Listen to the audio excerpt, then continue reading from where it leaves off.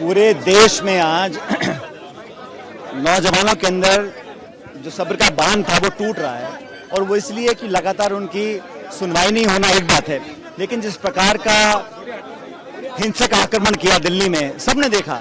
आजकल यूट्यूब का ज़माना है, सब सोशल मीडिया है, सब जान रहे हैं कि देश की राजधानी में जिस प्रकार निहत्थे मासूम बच्चों के ऊपर लाठीचार्ज हुआ, आंसू गैस के गोले दागे गए, कपड़े फाड़े गए, उनकी हड्डियां टूटी पड़ी हैं, अस्पताल में भर्ती हैं, और उन्होंने कोई गुनाह नहीं किया था। अपनी बात रखने के लिए अगर राजधानी गए थे तो संवाद करना चाहिए था। सरकार संवेदनहीन है, संवादहीनता है और बहुत घमंड आक्रमण है। पुलिस के डंडे के पीछे आप एक मंत्री को बचाने का काम करते हैं।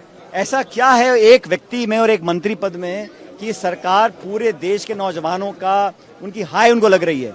और मुझे लगता है कि हम सब, चाहे संसद के अंदर संसद के बाहर, हमारे विपक्ष के नेता और राहुल गांधी जी खड़गे साहब ने संकल्प लिया, और अगर प्रधानमंत्री के घर के आगे धरना दिया सांसदों ने, तो इसमें कौन सा बड़ा गुनाह हो गया।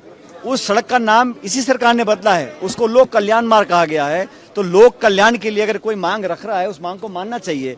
और संसद के अंदर भी मुझे लगता है कि सरकार को इस्तीफा लेना चाहिए, बल्कि बर्खास्त करके मंत्री महोदय को, और जो एफआईआर की है सैकड़ों बच्चों के ऊपर, एफआईआर वापस लेनी चाहिए, और संसद में आश्वासित करके चर्चा, खानापूर्ति की चर्चा नहीं होनी चाहिए।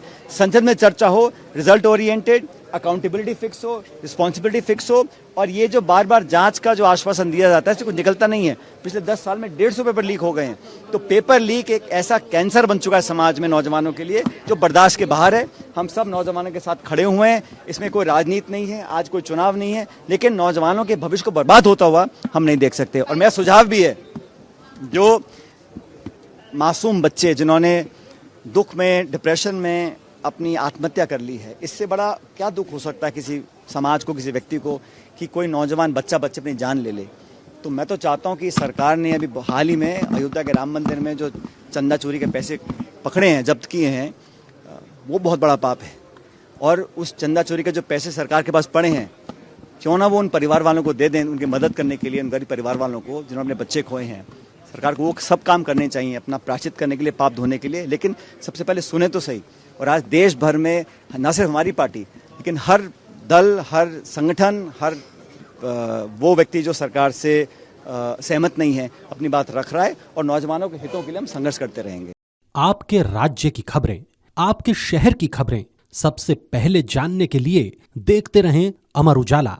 चैनल को सब्सक्राइब जरूर कर लें और पाएं हर अपडेट।